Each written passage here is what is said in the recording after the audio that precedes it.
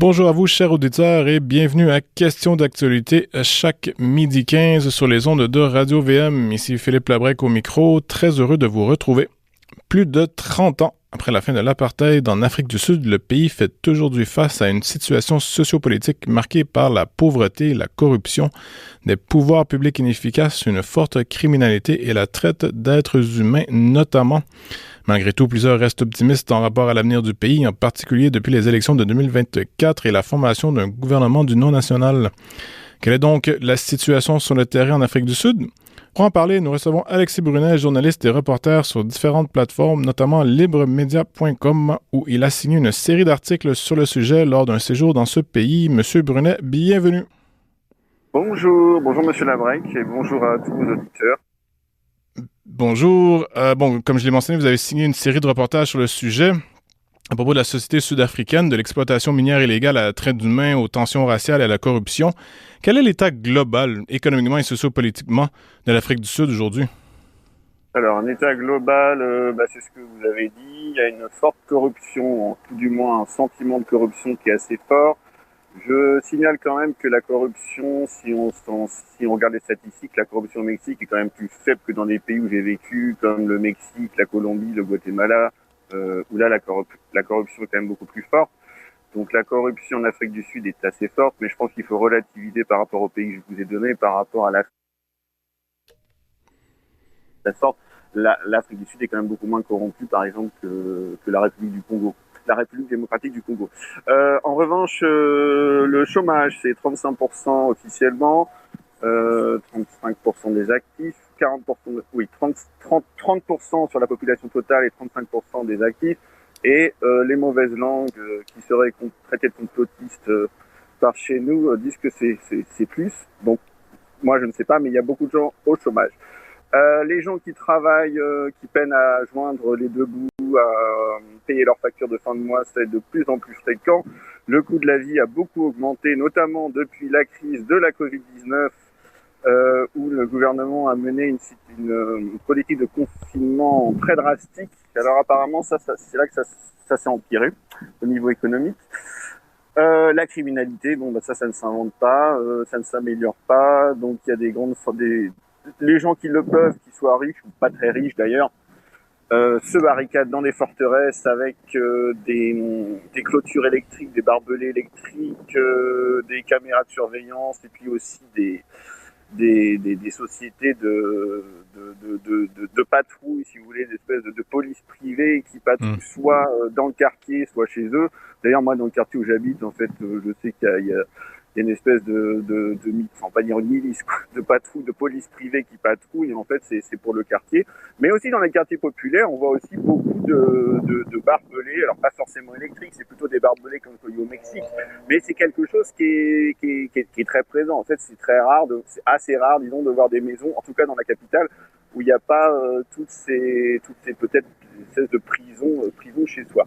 Donc ça, c'est très présent. Et alors aussi, la nouveauté depuis août de l'année dernière, c'est que l'Afrique du Sud est désormais le pays le plus inégalitaire au monde. C'est-à-dire que l'Afrique du Sud est passée devant le Brésil. Et je pense que c'est quelque chose qui devrait être un petit peu plus souligné parce que peut-être que finalement, on va en discuter un petit peu après, peut-être que le problème se trouve maintenant ici. Voilà. Parlons maintenant. Que voulez-vous dire par le problème se trouve ici maintenant? Alors, les inégalités sociales, moi je pense que c'est au cœur du problème. Je pense que le fossé est surtout entre les riches et les pauvres, plus qu'entre les blancs et les noirs, les indiens, etc. Comme on a tendance à l'imaginer finalement depuis l'extérieur. Alors, ce qui est sûr, c'est que les blancs sont... On va peut-être aborder ce sujet maintenant. Vous vouliez l'aborder plus tard, les histoires de rapport entre races, parce que là-bas on parle de race. D'ailleurs, il y a aucun problème à parler de race. Alors on peut dire. C'est pas politiquement incorrect? Non, pas du tout. Non, en fait, le mot race n'est pas du tout blâmé. Ce que je voulais dire, c'est que donc les blancs ont encore majoritairement quand même sont plus d'argent, plus de pouvoir économique que les noirs. Malgré les politiques de redistribution en faveur des Noirs, donc qui sont des lois de fait racialistes, on pourra en parler plus tard. Mais en fait, le fossé, ce que je voulais dire, c'est qu'il est beaucoup plus entre les riches et les pauvres qu'entre les Noirs et les Blancs. parce que par exemple pour l'histoire des fermiers blancs, les fermiers blancs qui sont assassinés, ce sont des gens des classes populaires.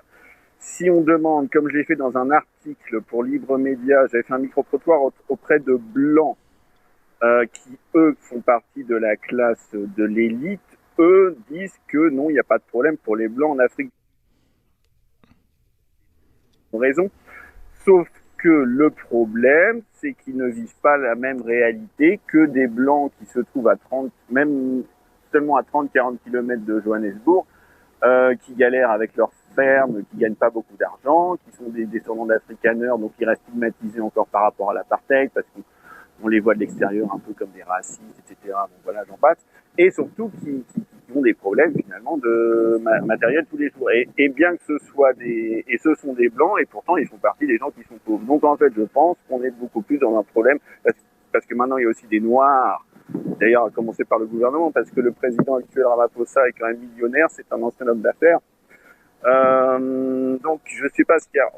Voilà, entre Ramaphosa qui est millionnaire et puis un noir d'un township qui gagne, je sais pas, 200 euros par mois, le fossé est énorme. Donc je pense il faudrait beaucoup plus voir le pays dans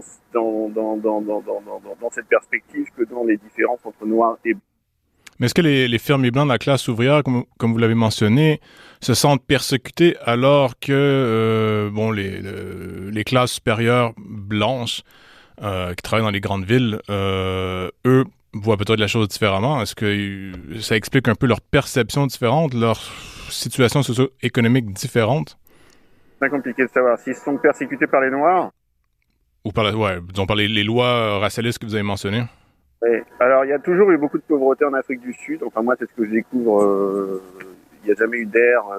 Ça n'a jamais été non plus brillant. Il y a toujours eu des pauvres blancs pendant l'apartheid, notamment. Voilà.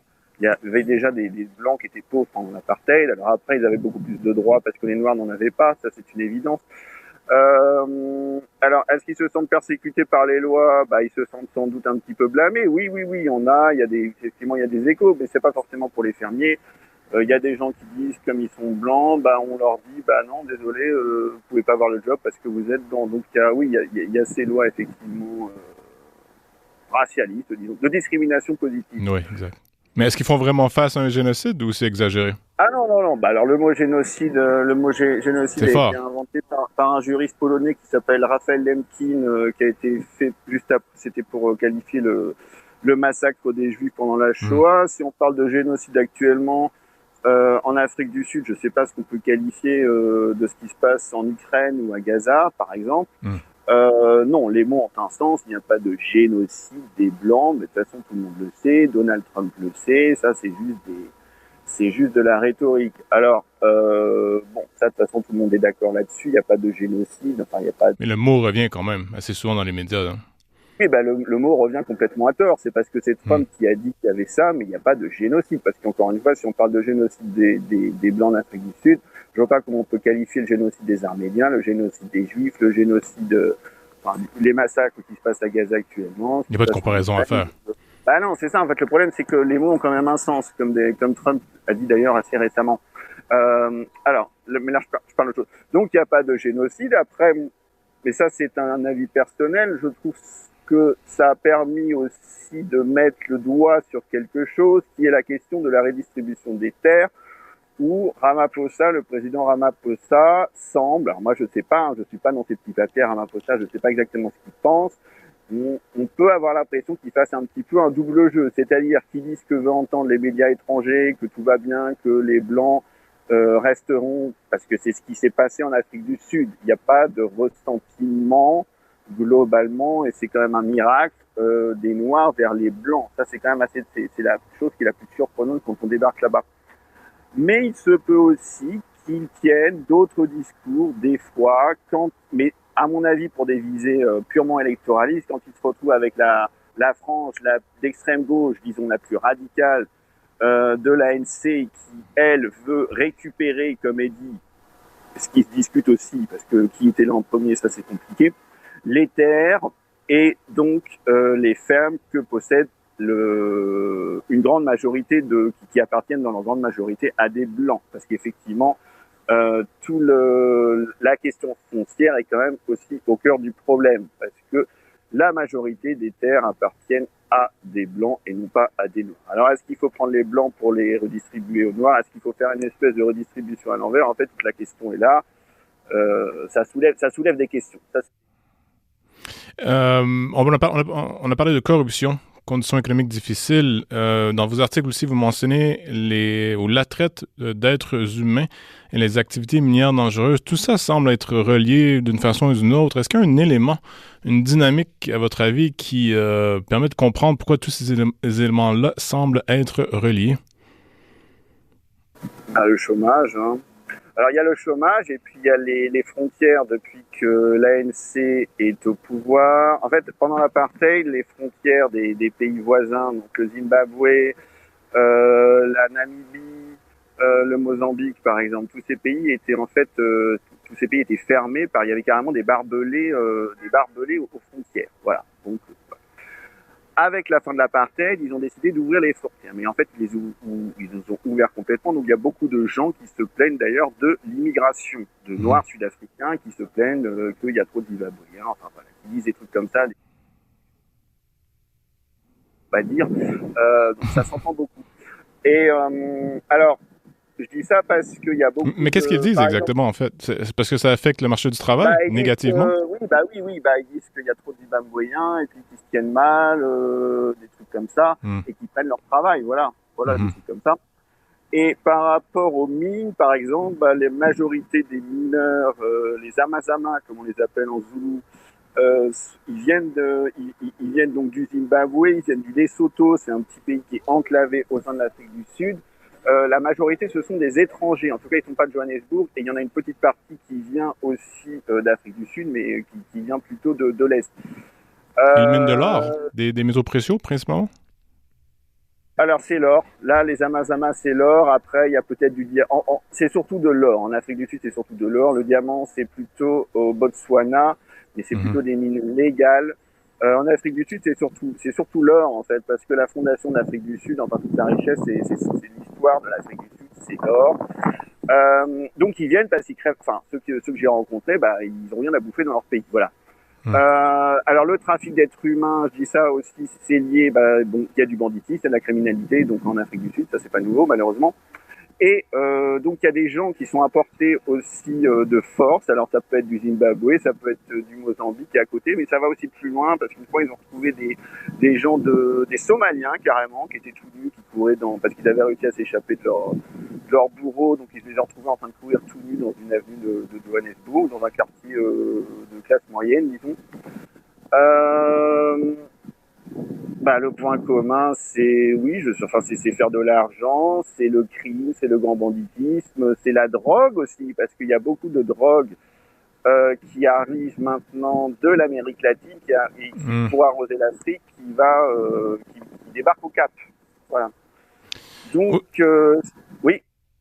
J'allais vous demander, on a dépeint une image assez négative du pays, mais est-ce que des certaines personnes qui maintiennent un optimisme, quelle est la version optimiste de l'Afrique du Sud dans les prochaines années? Alors moi, ce que j'aime en Afrique, une minute environ. Oui, c'est que c'est une jeune nation, ça se sent, enfin on parle de la nation démocratique, ça se sent. La majorité des gens, des Noirs, ne veulent pas partir parce que ils sont libres alors qu'avant ils l'étaient pas. Donc ça, il y a quand même une espèce de dynamisme qui est assez plaisant. Le pays marche. Il n'y a pas de guerre. L'État est complètement failli. L'État est presque failli, en tout cas. Il y a beaucoup de gens qui le disent. Mais le pays marche, notamment grâce au secteur privé. Voilà. C'est le secteur privé qui tient encore le pays. Donc, il y a toujours des initiatives économiques, etc. Donc ça continue. C'est le positif qu'on peut voir. Maintenant, ça dépend de ce que va faire la jeune génération. J'ai entendu des choses différentes. Il y en a qui disent qu'on leur dit des trucs racialistes, etc., qu'on leur demande d'avoir du ressentiment envers les Blancs dans les universités. Il y a d'autres gens qui me disent que les jeunes n'ont jamais vécu l'apartheid, donc ils se fichent de la couleur de peau, donc tout ça, ça va finir par se mélanger. Parce qu'il y a aussi le problème du métissage qu'on n'a pas abordé, mais qui est très faible.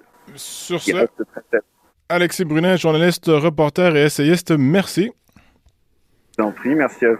À tous ceux qui nous écoutent, merci également à la technique Daniel Fortin, à l'animation moi-même, Philippe Labrec, et on vous invite à rester sur les ondes de Radio VM.